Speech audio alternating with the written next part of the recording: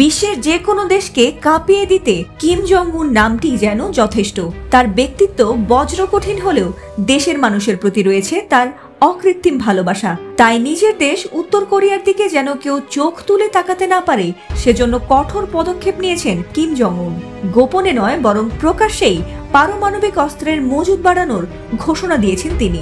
আর তাতে এবার দুশ্চিন্তায় ঘুম হারাম শত্রু দেশগুলোর। তবে কি আবারও নতুন কোনো যুদ্ধের ইঙ্গিত দিচ্ছেন কিম জং উন?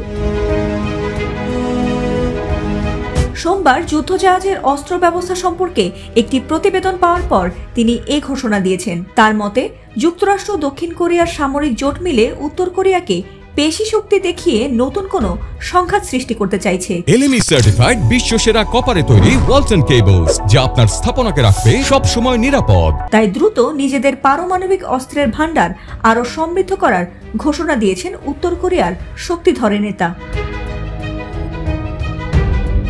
বর্তমান বৈশ্বিক নিরাপত্তা পরিস্থিতি উত্তর কোরিয়াকে দ্রুত পরমাণু অস্ত্র ভান্ডার বাড়াতে বাধ্য করেছে। এ সময় কিম বলেন, যুক্তরাষ্ট্র ও দক্ষিণ কোরিয়ার যৌথ সামরিক মহড়ায় পারমাণবিক উপাদান অন্তর্ভুক্ত ছিল।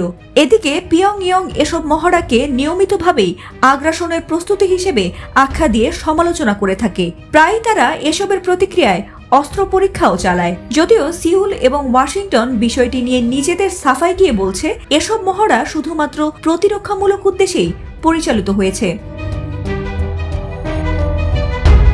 এদিকে বিশেষজ্ঞরা আশঙ্কা করছেন, কিমের ঘোষণায় উত্তর কোরীয় উপদ্বীপে আবারও ছড়িয়ে পড়তে পারে বড় ধরনের অস্থিরতা। তবে দক্ষিণ কোরিয়ার প্রেসিডেন্ট শান্তির আহ্বান জানালেও সীমান্তে উত্তেজনা ক্রমশ বাড়ছে। প্রশ্ন হলো, এই ঘোষণার পর কি নতুন কোনো পারমাণবিক উত্তেজনার দিকে যাচ্ছে উত্তর কোরিয়া?